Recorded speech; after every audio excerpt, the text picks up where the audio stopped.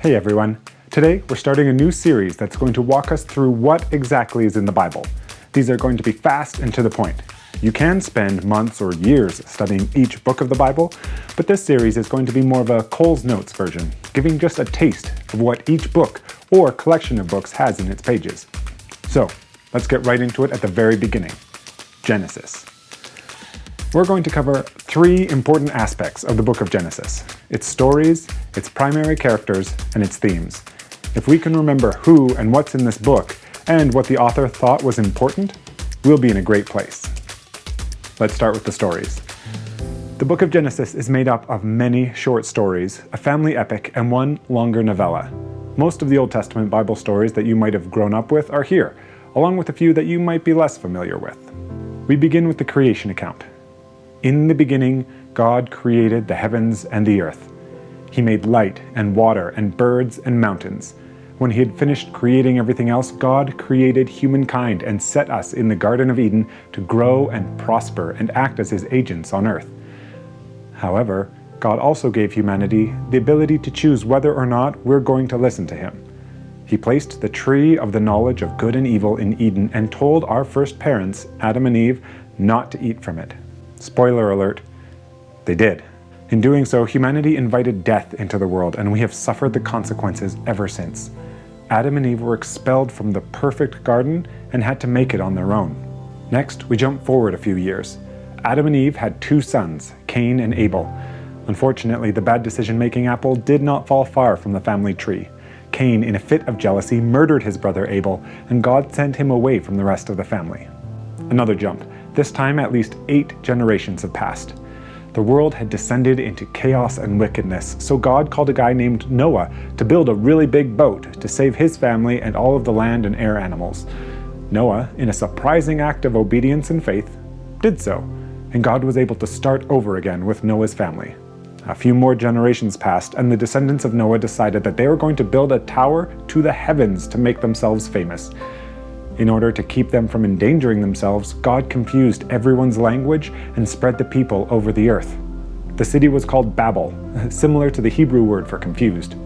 A few more generations later, and Genesis narrows down to one family, the clan of the man who would be called Abraham. God called Abraham, then called Abram, to listen and obey and to leave his home to follow after God. Sometimes he did, and sometimes he didn't. Here are some highlights from the life of Abram.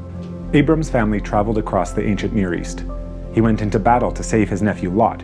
He entered into a covenant with God where he would serve God and God would give him a multitude of descendants. Abraham and Sarah forgot God's promise and had a child through Sarah's maidservant Hagar. God changed Abram's name to Abraham. Eventually, Sarah got pregnant and gave birth to Isaac. Abraham witnessed the destruction of the cities of Sodom and Gomorrah.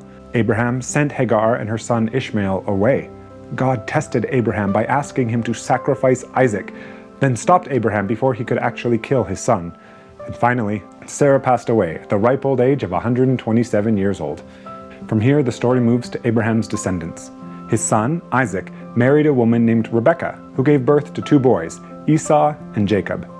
These two did not get along, and after some harmful scheming, Jacob fled his family and hid with his mother's cousin, Laban.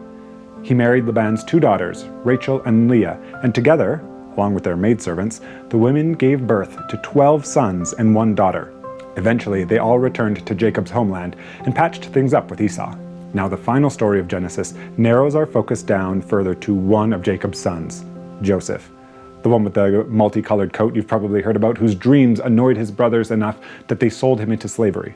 Fortunately, God was watching out for Joseph, and through a series of amazing circumstances, Joseph became second in command of all Egypt, and was able to use his authority to protect and provide for his brothers and the rest of the descendants of Jacob. The book ends with the Israelites, all of the descendants of Jacob, settled and prospering in Egypt.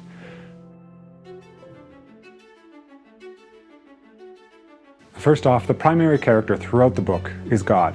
He creates everything. He calls his people to live godly lives. He cares for, protects, and judges the actions of everyone else. He is the prime mover, the main protagonist, and the focus of the entire book. You'll find that to be true of the entire Bible, actually. But for human characters, we've got Adam and Eve, Cain and Abel, Noah, Abraham and Sarah, Abraham's nephew Lot, Hagar and Ishmael, Isaac and Rebekah, Jacob and Esau, Rachel and Leah, and the sons and daughters of Jacob: Reuben, Simeon, Levi, Judah, Dan, Naphtali, Gad, Asher, Issachar, Zebulun, Joseph, Benjamin, and Dinah. There are dozens of other minor characters, but these 30 will get you started. Finally, let's talk about the main themes of Genesis. The first can be summed up in the first line of the book. In the beginning, God created the heavens and the earth. The Bible is clear that as we look around the world we live in, we can trust that everything was created by and for God. All of creation, including humanity, belongs to God. The second comes right on the heels of creation. Humans chose to turn away from God, and we have suffered the consequences ever since. Everything has been affected by the fall. Our lives are filled with hard work and pain. Our relationships are strained and broken. We no longer walk in harmony with God or His creation. Left to our own devices, we frequently choose selfishness and destruction. But the third theme that resounds throughout the Bible and finds its beginning in Genesis is God's faithfulness.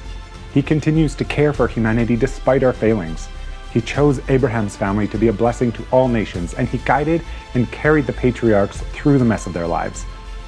No matter how badly humans screwed up, God was there to guide them back to holiness and help pick up the pieces.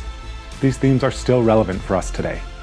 We can be tempted to think of this world as the result of chaos and chance, but we know that God is behind everything we see and continues to be at the helm, guiding and shaping the world for His glory.